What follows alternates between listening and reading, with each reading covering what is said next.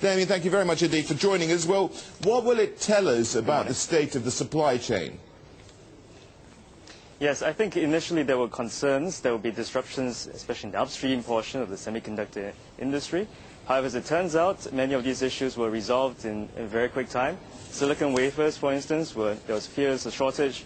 But by the end of June, essentially the major manufacturers in Japan, Shinetsu and Sumco, had restored full production. And so the issues, I think, have largely abated.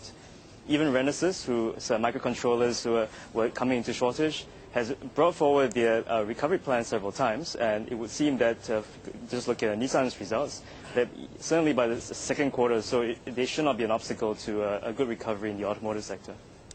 So what we have are pockets of where we see growth coming through. Can you say that universally we're seeing growth here? And if we are seeing these pockets of growth, where is it coming from?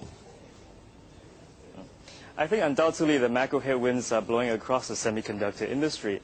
But certain areas in the technology markets are exhibiting growth. One of them is some enterprise spending on advanced servers as well as storage systems. Parts of this is certainly driven by the need for businesses to cut costs and energy use. Also, as you can see in the consumer devices, while TVs continue to struggle, demand for smartphones and especially Apple products seems to be doing very, very well.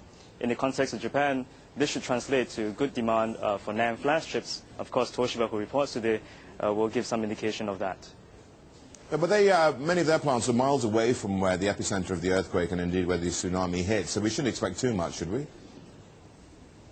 No, I think certainly for Toshiba, the main impact was on their Iwate facility, but recovery on that has come through. I would expect that the earthquake itself to have relatively minor impacts on their earnings this year when you look through the year. And certainly from the second quarter or so, I think the focus will be on the recovery of the NAND flash business, of what was a relatively weak first quarter that exhibited some additional price erosion and weak Q-on-Q shipments in bits. Tell me about the companies that you actually cover here, Damian. You know, which are the ones which you think are going to be worst impacted, and who do you think is actually going to be coming away relatively unscathed? I think some of the companies who will probably, I think we'll have to watch very carefully, would probably include some of the semiconductor wafer makers, probably at least in the short term, because obviously there's still some issues around questions on the utilization rates of the chip sector as they go through a short-term inventory correction. However, I think the outlook for them will be fairly bright on a longer-term perspective. Also, for instance, in some of the consumer electronics exposed component suppliers, for instance, or part suppliers, I think certainly the order rates, I think, going into the September quarter, for instance, might be a little bit soft. So I think we have to watch very carefully whether or not, for instance, some of the back-to-school production, the year-end seasonal pickup actually occurs. If they occurs, I think the outlook for tech would be brighter, I think, in a few months' time than it is certainly now. Let's just talk a little bit about, not looking so short-term. If we look, let's say, in the medium term now, medium to long-term, what do you think are going to be the main growth drivers for the industry? I think the shift towards mobility and efforts to reduce power use across a broad range of electronics devices and also electrical appliances will be key things to watch here. As you can see, certainly from the success of Apple's products, but also more generally smartphones, including Android ones, you can see that consumers are shifting their purchase decisions towards devices that allow them to take their computing and the communications on the road with them.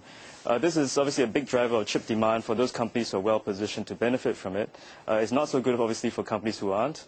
Longer term as well, since that this will drive increasing data demand, data throughput throughout networks. This will lead to increasing spending, I think, on network infrastructure, as well as certainly the computing infrastructure that underpins that. I think the outlook for tech, I think, certainly is ultimately linked to innovation in the technology space.